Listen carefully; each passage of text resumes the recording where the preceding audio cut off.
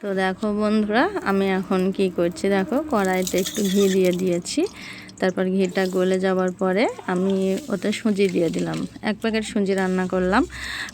মানে সুজির যে পায়েস বা হালুয়া যে যা বলতে পারে সেটা। সুজিটা আমি ঘিতে মানে নেড়ে চেড়ে একটু ভেজে নেব, হালকায় ব্রাউন কালার হলে আমি নামিয়ে নেব। আমার সুজিটা ভাজা হয়ে গেছে, তো নামিয়ে নিচ্ছি। তো দেখো এমন করে ভেজে নিলাম, মানে এতটা বেশি ব্রাউন হবে না।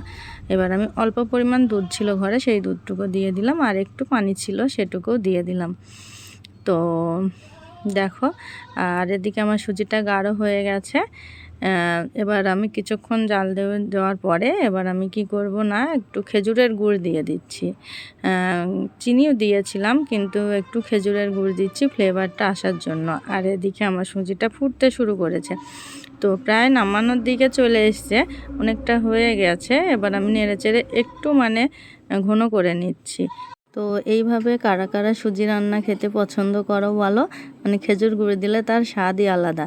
তো আমি এবার নামিয়ে নিচ্ছি। আর দেখো আমার সুজি রান্নাটা কেমন হয়েছে কমেন্ট করে বলো তো।